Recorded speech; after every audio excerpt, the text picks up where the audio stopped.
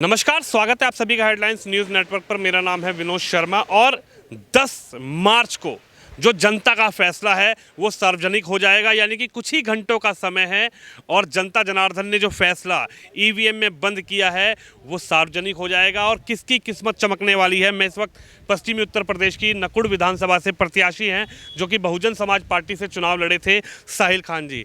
Sir, क्या कहेंगे, धड़कन तेज है या फिर जनता पर आश्वस्त हैं? बिल्कुल आश्वस्त हैं। देखिए, चुनाव बहुत अच्छा हुआ है और हमें सब समाज का जो सहयोग था वो मिला है चुनाव में। और आप देखेंगे यहाँ पर एक तरफा जो जीत होने जा रही है और ये मेरे ख्याल से भाजपा और ये सपा वाले भी जानते हैं कि यहाँ पर जो जीत होगी वो एक तरफा यहाँ पर बहुजन समाज पार्टी की होने जा रही है। साहिल खान ने लगातार सेवा करी समाजवादी पार्टी की। मन था कि चुनाव लड़ेंगे, टिकट की भी दावेदारी थी, लेकिन ऐसा क्या हुआ था कि बसपा से टिकट लेके आना पड़ गया था? अफसोस इसी चीज़ का होता है कि जो पार्टी सबसे बड़ी मुसलमानों की हिमायती बनने का ढोंग करती है, उस पार्टी को मुसलमानों का टिकट तो चाहिए लेकिन वो उनको भागीदारी नहीं देना चाहते।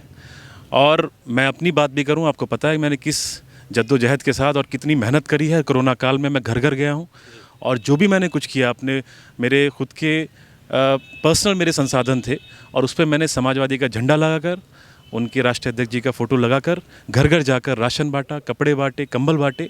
और उसके बाद जब टिकट का नंबर आया और ये हुआ कि हमें अपने समाज की आवाज़ विधानसभा में जाके उठानी है, तब एक आरएसएस के आदमी को टिकट देकर समाजवादी पार्टी में लिया गया और उसको यहाँ से कैंडिडेट दोबारा से फील्ड किया गया। मैं तो पूछना चाहता हूँ आपके चैनल के माध्यम से कि वो सारे के सारे क्राइटेरिया कहाँ गए जिसमें कहा गया था कि जो सबसे ज़्यादा मेहनत करेगा उसको टिकट मिलेगा। ऐसे अखिलेश यादव की आप बात कर रहे हैं? जी, यही बोला गया था हमें कि जो मेहनत करेगा, जो ज़मीन पे काम करेगा उसको टिकट मिलेगा। मेरी मेहनत में तो कोई कमी नहीं थी, लेकिन मेरी मेहनत को अगर किसी ने पहचानने का काम किया है तो उनका नाम है हमारी माननीय राष्ट्रीय अध्यक्ष जी, माननीय बहन कुमारी मायावती जी। उन्होंने इसको समझा, उन्होंने इसको देखा, जबकि मैंने जो काम किया था वो समाजवादी के लिए किया था। लेकिन अगर हमें सम्मान मिलने का काम हुआ है हमारे समाज को, और सिर्फ मैं अपने ज़िले की बात नहीं करूँगा, अगर आप पूरे उत्तर प्रदेश की बात करेंगे तो तकरीबन 86 जो टिकट मिले हैं वो मुस्लिम समाज से मिले हैं। सबसे ज़्यादा अगर किसी ने हमारे समाज को सम्मान देने का काम किया है तो वो बहुजन समाज पार्टी ने किया है। आपका मुकाबला सीधा सीधा धर्म सिंह सैनी से था, यानी कि जो भारतीय जनता पार्टी में विधायक चुनकर गए, लगातार विधायक बनते रहे और अब की बार मंत्री भी थे, आयुष मंत्री भी थे सरकार में, लेकिन उन्होंने पासा पलट दिया। समाजवादी की साइकिल पर वो सवार हो गए, कमल का साथ छोड़ दिया, आप बसपा में चले गए। मुकाबला कितना कैड़ा नज़र आया था आपको? और दूसरी बात यह है कि जनता ने आपको क्या उम्मीद है, किस मुद्दे पर आप जनता के बीच गए थे और जनता ने किस मुद्दे पर आपको वोट दिया होगा? देखिए, जनता के बीच में जो मुद्दा था हमारा विकास का मुद्दा था और ये मुद्दा था कि जब सबसे ज़्यादा ज़रूरत जो 2020 और 2021 में लॉकडाउन लगा था, जनता को ज़रूरत थी। जनप्रतिनिधियों का ये काम नहीं होता कि 15 दिन पहले आप चुनाव में आओ और वोट लेके गायब हो जाओ। जब जनता को ज़रूरत थी, जब मजदूरों के पास उनके पास खाने पीने के लिए राशन नहीं था, पानी नहीं था, तब आपको घर घर जाकर उनकी खिदमत करनी चाहिए थी। मंत्री जी से मैंने तो उस वक्त भी सोशल मीडिया के माध्यम से बोला था कि आप कहाँ पर गायब हैं, आप बाहर निकलिए। मैं तो रोज़ पिकअप भर के, ट्रक भर के जाया करता था राशन बांटने के लिए।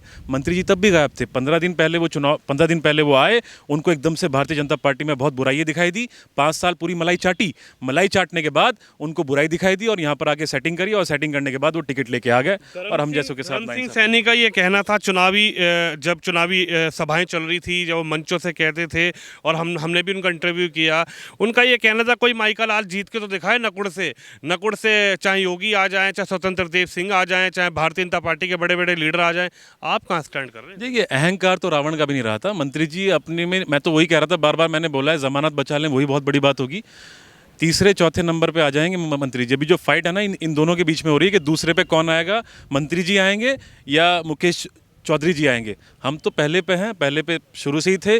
जनता ने हमें भरपूर प्यार दिया है क्योंकि हमने जनता की सेवा करी है और वो आपको जब मशीनें खुलेंगी और आपको वोट की शक्ल में वो कल दिखाई देगा।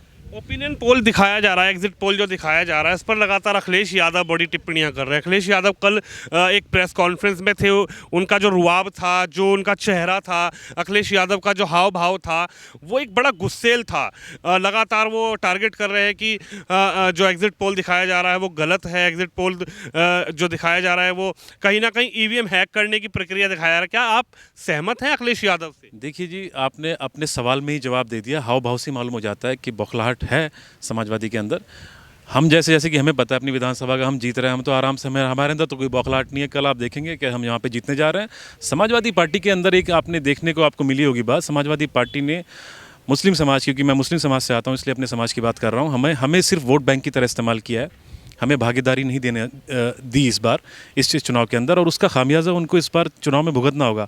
आप देखेंगे मुस्लिम समाज पूरा छिटक कर समाजवादी पार्टी से बहुजन समाज पार्टी की तरफ चला है, क्योंकि हमारे समाज को बहुजन समाज पार्टी में सम्मान मिलने का काम हुआ है। पोल में तो आपको बहुत नीचे दिखाया जा रहा है, बहन जी की पार्टी को तो बड़ा। मैं तो आपसे एक लॉजिकल एक सवाल करूंगा, 7% यादव हैं, तकरीबन 6 या 7% के करीब हैं, है ना, और वो 20% मुसलमानों को जोड़ के, क्योंकि वो समझते हैं कि हम शायद हमारे समाज के ठेकेदार समाजवादी पार्टी बनती है, वो समझते हैं कि 7% यादव को 20% के साथ जोड़ के वो समाजवादी की सरकार बना लेंगे। मैं आपसे पूछना चाहूँगा, यहाँ तो 22% हमारा दलित समाज का जो वोट है पूरे उत्तर प्रदेश में, वो चट्टान की तरह बहन जी के साथ खड़ा हुआ है। उसके बाद हमारा ब्राह्मण समाज जो है, जितना ब्राह्मण समाज को सम्मान मिलने का काम हुआ है, इतना किसी पार्टी को नहीं मिला।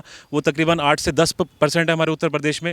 और उसके बाद हमारा जो मुस्लिम समाज है तकरीबन 20%। ये बताइए, हम तो 50% पे अकेले खड़े हुए हैं, ये तो बाकी जो है वो 27% पे है, कोई 20% पे है, कोई 30% पे है। तो 50% वाला वो सरकार बनाएगा या 20% वाले बनाएंगे सरकार? साहिल खान जीतकर विधानसभा पहुंचते हैं, जो कल रिजल्ट आने वाला है, बहुत कम समय है, अब सार्वजनिक हो ही जाएगा जो फैसला जनता ने सुनाया। साहिल खान श्रेय किसको देंगे?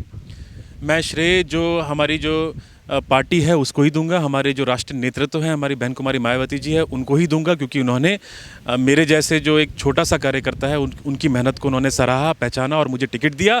जिस पार्टी के लिए मैंने काम किया, उन्होंने तो हमें धुतकारने का काम किया। बहन जी ने हमारी समाज को सम्मान दिया, और वो समाज को जो सम्मान मिला है वो आपको कल वोट में कन्वर्ट होता हुआ दिखाई देगा, और हम मेरे ख्याल से 12 बजे तक आपको वहाँ से जीत का सर्टिफिकेट लेके आपके बीच में साहिल भाई, एक सिक्के के दो पहलू होते हैं। मैं दूसरे पहलू की तरफ जाता हूँ। अगर भगवान ना करे, ईश्वर ना करे, साहिल खान को हार का मुंह देखना पड़ गया, अगर साहिल खान हार जाते हैं, तो साहिल खान फिर किस पर, क्या ईवीएम पे ठीकरा फोड़ देंगे साहिल खान, या फिर साहिल खान हार को भी स्वीकार करेंगे? देखिए, मेरी सोच थोड़ी अलग है। एक तो मैं बहुत ही ऑप्टिमिस्टिक इंसान हूँ, मैं नेगेटिव सोचता ही नहीं, मैं हमेशा पॉजिटिव सोचता हूँ।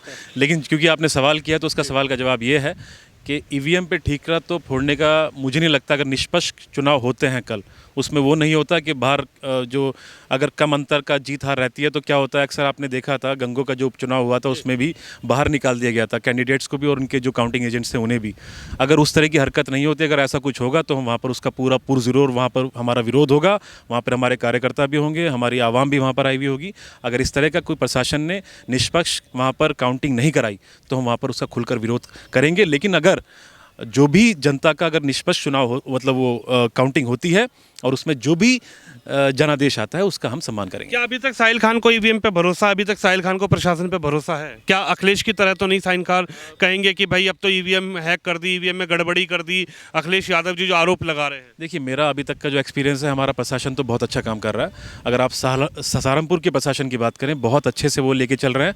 अब कल में क्या होता है, क्योंकि कल हमें उनके समाजवादी पार्टी के जो राष्ट्रीय अध्यक्ष जी हैं उन्होंने चैनल के माध्यम से हमें पता चला कि वहाँ पे उनके जो मुख्य सचिव हैं उन्होंने डीएम्स को फ़ोन किया है कि अगर भारतीय जनता पार्टी कहीं पे हार रही होगी तो काउंटिंग को स्लो कर देना, और वही वाली प्रक्रिया अगर वो दोहराना चाहेंगे कि उसमें वहाँ पे कुछ धांधलेबाजी होगी तो उस पर फिर मुझे डाउट होगा। लेकिन मुझे नहीं लगता कि हमारा इस तरह का यहाँ पे रुख प्रशासन का है। प्रशासन यहाँ पे मुझे पूरी उम्मीद है कि निष्पक्ष जो है यहाँ पे काउंटिंग कराने का काम करेगी। काउंटिंग कराने का, यानी कि कल फैसला आ जाएगा। मेरे संग साहिल खान है जो कि बहुजन समाज पार्टी से नकुड़ विधानसभा से चुनाव लड़े थे, और सबसे बड़ा जो कड़ा फैसला जो सामने थे इनके, वो धर्म सिंह सैनी थे जो कि भारतीय जनता पार्टी में मंत्री पद पर रहे और समाजवादी पार्टी के अब चुनाव लड़ा।